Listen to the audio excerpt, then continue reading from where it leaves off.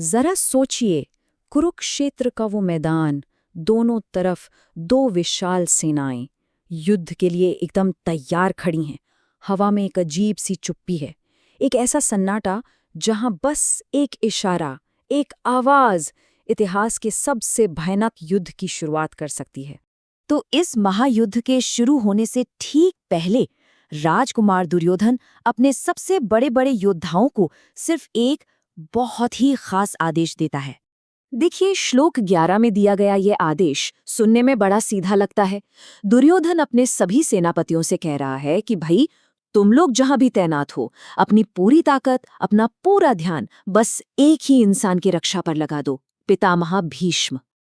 पर यहीं पर एक सवाल उठता है ना? आखिर दुर्योधन को अपने सबसे ताकतवर, अपने अजेय योद्धा भीष्म पितामह के लिए इतनी चिंता क्यों हो रही थी? मतलब बात कुछ हजम नहीं होती। असल में दुर्योधन की ये जो चिंता थी ना, वो भीष्म की ताकत को लेकर थी ही नहीं, बल्कि ये चिंता थी उनकी एक खास कमजोरी को लेकर, एक ऐसा राज जिसे दुर्योधन किसी भी हाल में युद्ध के मैदान में खुलने नहीं देना चाहता था। तो दुर्योधन का असली खेल यहाँ समझ में आता है। उसे पता था कि कौरवों की जीत पूरी तरह से भीष्म पर टिकी है, लेकिन उसे ये भी पता था कि भीष्म ने एक प्रतिज्ञा ली थी कि वो कभी शिखंडी पर हथियार नहीं उठाएंगे, और शिखंडी पांडवों की तरफ से लड़ रहा था। तो अगर शिखंडी सामने आ गया तो भीष्म अपने हथियार डाल देंगे और वो असुरक्षित हो जाएंगे। इसीलिए भीष्म की रक्षा का असली मतलब था किसी भी तरह शिखंडी को उनसे दूर रखना।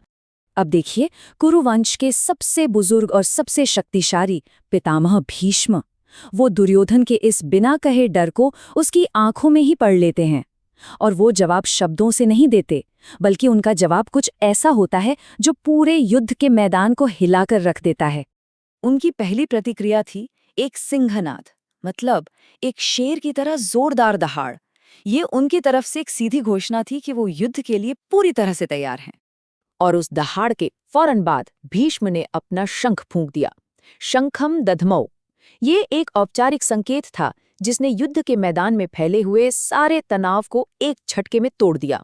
भीष्म का ये काम सिर्फ एक शोर नहीं था, नहीं, ये एक बहुत गहरा संदेश था, और मैदान में खड़े हर इंसान के लिए इसके 3 अलग-अलग मतलब थे। तो चलिए समझते हैं। पहला मतलब था दुर्योधन के लिए, ये एक आश्वासन था कि चिंता मत करो, मैं तुम्हारे साथ हूं।